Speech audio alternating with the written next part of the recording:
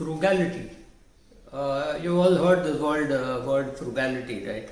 So this is a beautiful conversation between two doctors who were classmates long ago, and now one was practicing in Mumbai in a very low-end area, and the other was employed in an MNC hospital in the US. So both are friends. So obviously I started off and I was talking to them. So one guy turned, the MNC guy turned and said, well, if you were practicing with me in New York, you wouldn't have to live on dal chawal, because that is what that guy ordered for food. And this guy said, if you learn to live on dal chawal, you wouldn't have to work in that company with so much of stress. And I burst out laughing. It's so true. Frugality really sets you free. When you learn to live a simple life, or whatever it means, it really empowers you in the sense that you can then decide what you want to do in life. Now, largely when people live a simple life, there'll be enough people who will tell you that, oh, aap pet khaat ke jee rahe ho, you know, why are you doing this? You can do better things in life. But this guy is typically like the Mexican farmer that you have heard of.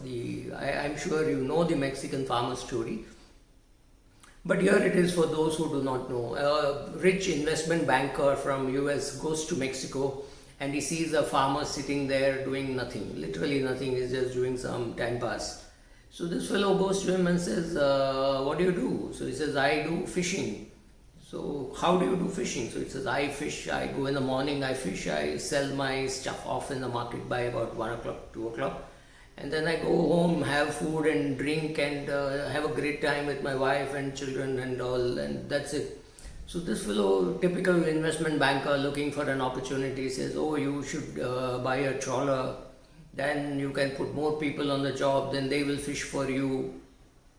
Then you can sell the fish in the big city and then you will earn more money, you can buy more trawlers, then you can do an IPO, become a big company, employ people.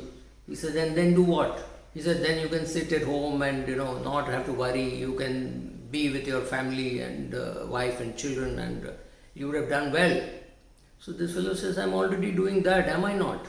So largely what happens is, when as an investment banker or as a financial advisor or even as a doctor, you look at somebody and you say, this is how you can lead a good life, you have no clue whether that person is happy with that life that he is leading, right? So there is this power of simplicity and the power of, you call it frugality, you call it complacency, whatever. But there are some people who are satisfied with a much lower amount of money. They have very little requirement. In fact, it is Mahatma Gandhi who speaks about being rich by the things that I do not need. I think it's a beautiful statement, right? Look at it again. Being rich by the things that I do not need. If you do not need a 60,000 rupee wine or a 5 lakh rupee wristwatch or 8,000 rupee lunch, right? You're rich by not even needing those things. So somebody else can say, oh, you can't afford it. But the question is, do you really want it? Even if you take the Susie Orman show, people keep on asking you, asking her, can I afford it? Nobody ever asks, do you need it, right? If you can't afford something that you do not need, doesn't really matter. Like, none of us can afford to buy a spaceship, right?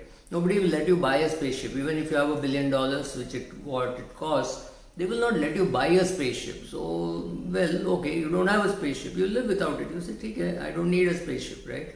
So similarly, each guy has to draw his own needs and requirements and see what suits him or her. So as a CFA or even as a financial planner or an RIA, don't pass your value judgments to the client saying you should have all these things and then you're happy, and if you don't have these things you're not happy. Not true. Each person is different. Some people are happy with the many things that they have. Some people are very happy with the decluttering that they do, right? So don't think money is happiness for everybody. For some people money brings happiness, for some people money is an absolute scorecard.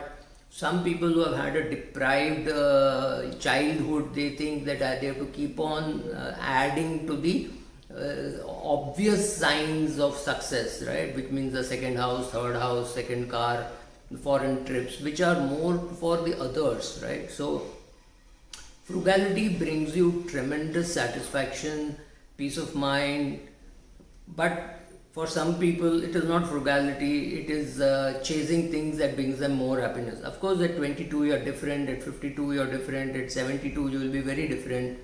So for each person the goals keep changing, but yes, frugality and simplicity gives you tremendous freedom to do what you want, not trapped by the EMI. I see many people earning say 2 crores and spending 1.9 crores, so literally being left with nothing. At that level, if you can save only 10 lakhs, it means you are living a lifestyle which is far beyond what you can afford, and that is dangerous, because if you lose your job, you will fall with a big thud. Now, I also know one CEO who earns about 5 crores and his annual expenses are not more than 12 lakhs. Now tell me whether a guy earning 2 crores and spending 1.9 crores is happy, or a guy earning 5 crores and spending 12 lakhs is happy. Obviously, the guy has more surplus. He doesn't have to worry about his EMI. All that is paid off. He's only doing an SIP. And remember, you can scale back an SIP. You cannot scale back an EMI. Right? Thank you.